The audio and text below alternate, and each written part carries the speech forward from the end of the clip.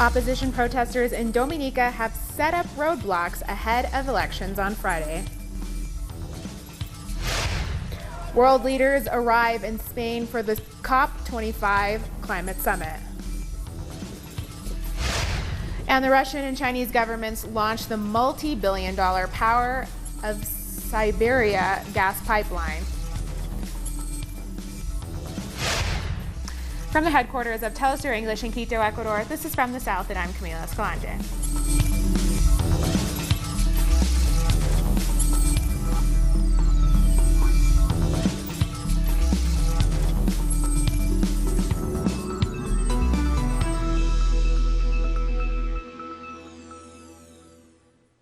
We begin in Dominica, where the opposition has launched more protests to try to disrupt Friday's general election. Supporters of the United Workers' Party lit fires and blocked a road in Marigot near the island's main airport. Marigot is the constituency of the UWP leader Lennox Linton. The UWP has gone to court to ask for an injunction to block the vote on December 6th. With backing from the Secretary-General of the OAS, Luis Almagro, and the United States, the opposition party has been demanding electoral reform before the country goes to polls. But the governing Labour Party says it was the opposition which blocked its repeated attempts to introduce voter ID cards. Earlier, the government said that free, fair, and transparent elections are guaranteed on December the 6th, as they always have been in Dominica. Our correspondent Alejandro Kirk has more. Hi, yes. This coming Friday is election day in Dominica. The contest is between the ruling Labour Party and the opposition United Workers' Party, which in spite of its name is a right-wing party promoting a neoliberal agenda. What is new to this election, because there hasn't been much of a contest in the last 19 years of Labour Party ruling, is that this time there is a challenge by an NGO called the Concerned Citizens Movement, which is challenging the electoral laws, which is promoting a reform of this electoral law and anticipating fraud. Who else is involved? Guess who? Luis Almagro, the Secretary-General of the Organization of American States. This is a replica of what we have been seeing in Venezuela, in Nicaragua, and now recently in Bolivia, where a coup was staged based on an electoral report by the OAS claiming fraud. Then this report was never finished, it was never substantiated, but it was the basis on which President Evo Morales was overthrown. That's why Prime Minister Roosevelt's Kerry has refused to allow OAS observers in this election. Thanks, Alejandro. In Dominica, now citizens are voting for their representative of choice in Trinidad during local government elections. Polls opened at 6 a.m. and will close at 6 p.m. local time. Just over 1 million people are eligible to vote for 339 candidates. However, only 139 councillors will be appointed to serve in the 14 municipal corporations in Trinidad. The sister isle is governed by a separate system under the Tobago House of Assembly and will not have elections at this time. How was your experience this morning? Everything went quite smoothly. Everybody seemed to know what they were doing. I think we took all about 5 minutes, I guess, the whole process. Okay. So no obstacles, humps, or anything? None at all. Actually, my polling card actually had THA on it. It didn't seem to be a problem, but everything went pretty good. There have been reports of voting irregularities, and as such, the Election and Boundaries Commission is warning the public against committing voter fraud or any other crimes in the electoral process. This is what one candidate said he experienced. I was approached by a presiding officer, and she gave me a little touch on my shoulder. And she said, "Mr. Jutram, are you going to vote twice today?" So I look at it as a joke in my mind. I said, "Twice?" She said, "Yes, as a businessman, you are entitled to vote twice." I said, "Really?" I said, "Well, how is that? This is news to me." Meanwhile, Prime Minister Dr. Keith Rowley has threatened legal action against opposition candidate Devin Thomas, who called him a rapist at a United National Congress political rally over the weekend. Speaking after voting this Monday, Dr. Rowley said he will see him in court following the elections. So this is nothing new. On some instances they use the parliament, and other instances they are anonymous. But the issue is an issue which they have been working on consistently. I have been in public life now since 1980, and the UNC has consistently, at the highest level, seek to besmirch my character.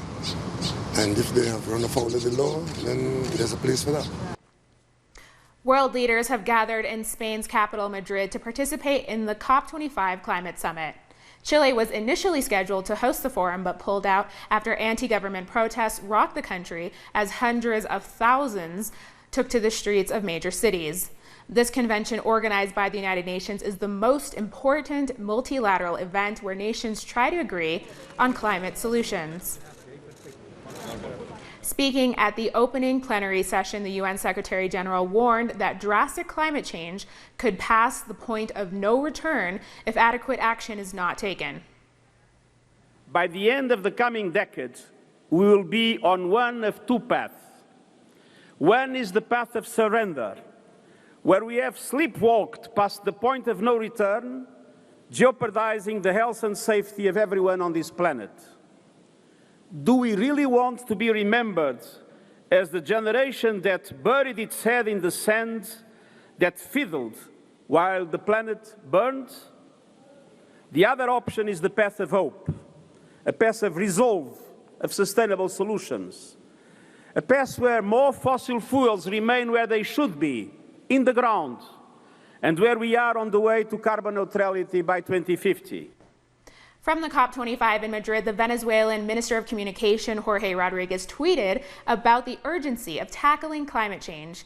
He said, "Time is up. Either humanity confronts the climate emergency or there will be no future." The capitalist system and its egotism, he wrote, is the main threat to life on the planet. Meanwhile, Venezuela's foreign minister, Jorge Ariaza, has tweeted images of a letter that President Nicolas Maduro sent to the heads of state participating in the UN conference. He highlighted that there can be no climate justice without social justice. And over 5,000 police officers were deployed to control a group of activists and environmentalists who assembled outside of the COP25 meeting. Thousands from around the world have marched on the conference to demand that the UN countries take concrete measures to halt climate change. Our correspondent in Madrid, Edu Marin, has more on the COP25. The United Nations 25th Conference on Climate Change began this morning in Spain's capital. It was presided over by the Spanish Prime Minister Pedro Sanchez and the Secretary-General of the United Nations, Antonio Guterres. Both of them made an urgent call to act now against climate change and fight the consequences of this climate crisis, as they have called it. This summit will continue until December the 13th, as Madrid is taking over from Santiago in Chile as the host because of the protests in the Chilean capital. The Chilean president sent a video message where he also called for action against climate change. Chile remains the organizing country, even though it's taking place in Madrid. Sanchez said the actions need to be swifter and stronger to follow up on the 2015 Paris Climate Agreement, which will come into effect in 2020, and aims to transform countries' economies away from dependence on fossil fuels. Guterres said there are grave consequences, especially for developing countries, if all countries continue to act in the same old way. 50 heads of state are in attendance, and 200 countries are expected to participate, in all 25,000 people. After the opening speeches, there were other committees and commissions and working groups where, for example, Honduras presented a proposal to renegotiate its external debt and use those resources to fight climate change. In parallel with the COP25, a summit of the peoples has begun in Santiago de Chile with 5 days of activities that will address the climate crisis and the social situation in Chile. The People's Summit is taking place at the University of Santiago under the slogan, "Save the Earth, Change the System." The international event brings together activists from social and environmental movements to discuss alternatives to overcome the environmental, economic, and social crisis in Latin America and the world. Participants will also present contributions to the constituent process of Chile. We'll take a short break now. Join us again in a few.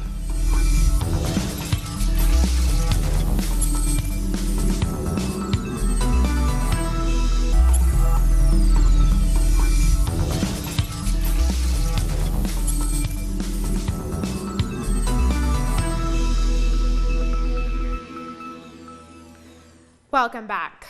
Following 11 days of massive protests in Colombia, President Iván Duque has once again called on the leaders of the movement to join a national dialogue which seeks to end the strike. The strike committee had earlier rejected the invitation, saying that they needed talks which address their specific demands. That's why this broad conversation is for all of you, to express your proposals, and for those proposals to be heard. Constructively and without impositions. No demands, no ultimatums, but all of us need to be capable of listening and putting ourselves in somebody else's shoes. That's why the great national conversation has to be plural, participative. It will be in territories. Bolivian President Evo Morales says he supports the proposal by the Inter-American Commission on Human Rights to investigate the massacres committed by forces loyal to the de facto government. Morales also denounced that there is no rule of law in Bolivia under the stewardship of the self-proclaimed President Janine Áñez. He adds that the relatives of those killed for opposing the coup demand justice. The IACHR said it will create an external committee to probe the murders executed by police after Morales' forced resignation. Military police have killed at least 9 people in the Brazilian state of Sao Paulo. Police opened fire at a concert in the Paraisópolis favela. They cornered the students in alleyways, beat them, and launched tear gas. Police violence is increasingly part of Brazil's policies under the administration of President Jair Bolsonaro. A local resident said that after the death of a sergeant in the favela in early November, rumors began circulating among neighborhood traders that there would be a massacre. U.S. President Donald Trump said he will reintroduce tariffs on steel and aluminum imports from Argentina and Brazil. Trump took to Twitter today to say that Brazil and Argentina have been presiding over a massive devaluation of their currencies and that this is not good for U.S. farmers. He said that effective immediately, he will restore the tariffs on all steel and aluminum that is shipped into the U.S. from those countries.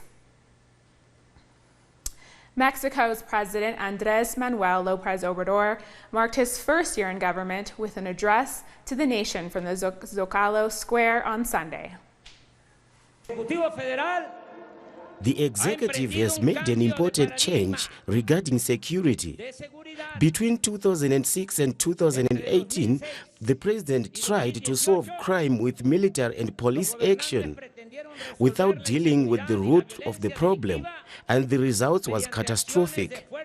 That strategy left many people murdered, disappeared, and injured, a human rights crisis. Mexico is still dealing with the consequences of that mistake policy. Let us not forget.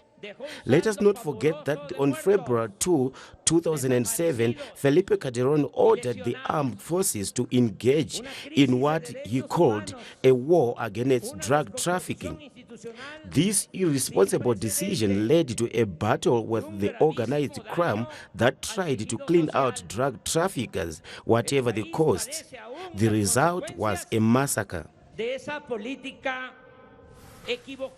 Mothers of Central American migrants who disappeared in Mexico have set off on a caravan to search for their loved ones. Our correspondent caught up with them as they arrived in Mexico City. They set off from Mexico's southern border on November the 15th. Relatives looking for missing migrants from Central America. Antonio Alonso received news of his daughter Juana, who left her home in Guatemala 6 years ago with the intention of reaching the United States. She was arrested by the authorities and accused of kidnapping. She has been in jail for 6 years in Reynosa. She wanted to realize the American dream, and look where she is now, in jail. Some have found no trace of their loved ones. Delcia Garcia has no idea where her 17-year-old son might be. He wanted to escape from poverty and violence in Honduras. My son wasn't able to get into the U.S. due to lack of money. 15 people from a criminal gang arrived and took him away. They beat him and took him with them. This 15th caravan, organized by the Mesoamerican Migrant Collective Movement, has helped more than 300 families reunite. Only on this occasion, 5 families have met up again. The mothers of the migrants organize in their countries of origin and search for their children. But they also look for other people. Some of them carry photos and other clues. They're asking the Mexican authorities to help them in their search. We get little or no help from our government. Our real help comes from the social organizations that give us a hand. According to the organizers of the caravan, there are between 30 and 70,000 migrants who have disappeared. We'll take a short break now. Don't go away.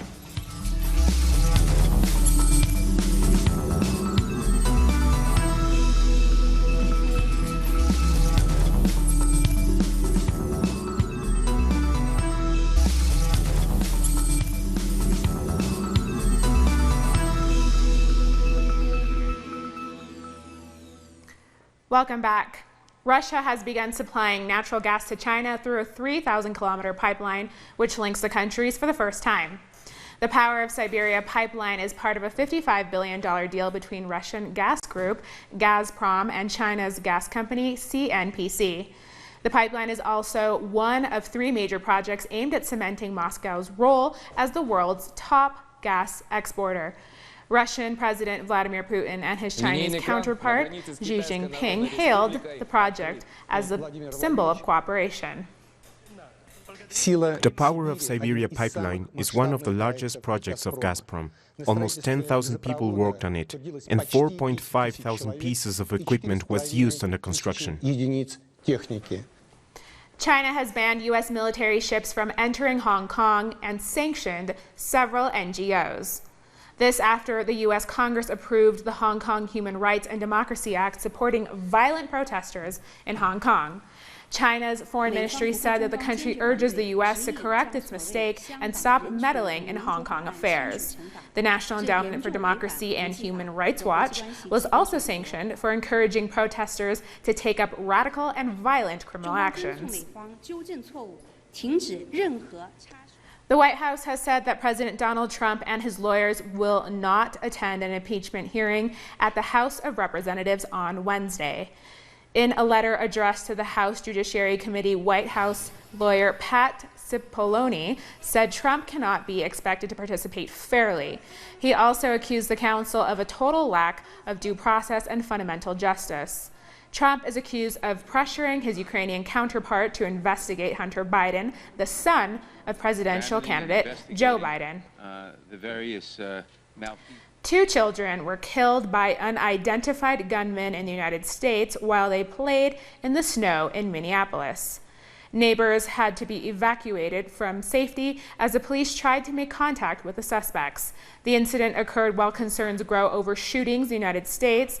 Earlier in the same day, 10 people were injured during a shooting in New Orleans. This is a horrific scene. This is a horrific call. It's tough to put this into words. You have 2 children that are out playing in the snow and they're killed. there's no sense to that. And on the heels of the latest gun-related tragedies, gun control activists rallied outside of the U.S. Supreme Court as the issue was addressed for the first time in nearly 10 years. The discussion comes at a time when more than 40,000 people are killed by guns every year in the United States. Activists hope that Supreme justices might take the opportunity to clarify how courts can decide whether gun restrictions are legal or not. When will we reach? I am here to support, demand action from the Supreme Court for common sense laws for this nation to protect my grandchildren, my children, my youth, my American youth, and everybody else. This has gone too far. Weapons of mass destruction do not belong in our homes. Protests continue in Lebanon as demonstrators keep the pressure on the government to deal with the deepening economic crisis. The nationwide protests, which began in October over widespread corruption and mismanagement by government officials, has worsened Lebanon's economic and financial crisis. The escalation of the protests has also sparked fears of external interference. Malta's Prime Minister Joseph Muscat says he will resign in the new year as a scandal intensifies over the murder of a journalist in 2017. Muscat said he would ask his party to start the process of electing a new leader on January 12th, after which he will step down as prime minister. His government has been criticized for the way it handled investigations into the murder of Delphine Caruana Galizia, who was investigating corruption among senior politicians. In the coming period, we will initiate a process so that our country will have a new prime minister. A prime minister who will continue the work and the strong mandate of this government and continue to deliver the plan the Maltese population approved in June 2017. I will write to the president of the Labour Party so that the process for a new leader is set for January 12, 2020. On that day, I will resign as the leader of the Labour Party. In the days after, I will resign as prime minister. We've come to the end of this news brief. You can find these and many other stories on our website at telesaurenglish.net. And join us on social media. We're on Facebook, Twitter, and Instagram. For Telesur English, I'm Camila Escalante. Thanks for watching.